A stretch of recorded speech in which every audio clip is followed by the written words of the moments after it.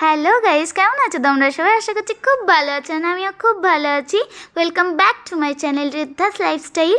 So আজকের দিন হচ্ছে আমি অষ্টমঙ্গলা করতে আমরা যাচ্ছিলাম হচ্ছে বাবার বাড়ি আমার। তো হাওড়া স্টেশন থেকে ছিল, দুপুরবেলার যেহেতু ট্রেন ছিল, সো আমরা ওখানেই খাওয়া দাওয়াটা সেরে নিলাম। দেন আমরা ট্রেনের মধ্যে বসে গেছিলাম। তারপরে আমি কিছু কথা বলছিলাম, সেটা আর ভিডিওতে দিইনি আমি।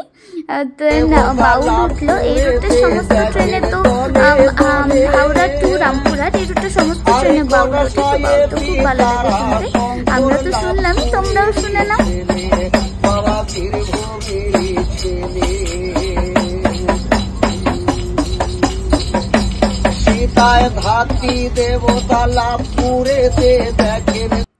সেদিনকে এতটাই টায়ার্ড ছিলাম যে আর ভিডিও বানানো হয়নি।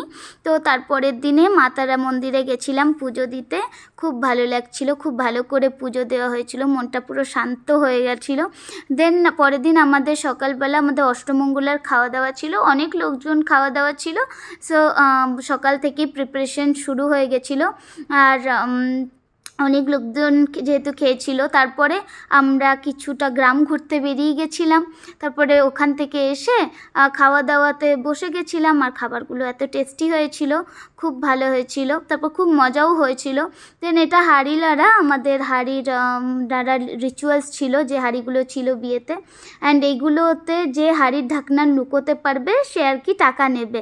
তো এরকম খুব মজার একটা রিচুয়ালস, আমরা খুব এনজয় করছিলাম। আমার জেঠুর মেয়েরাও এসেছিলো। তো ভিডিওটা ভালো লাগলে like, comment, share and subscribe করে দেবো। বাই।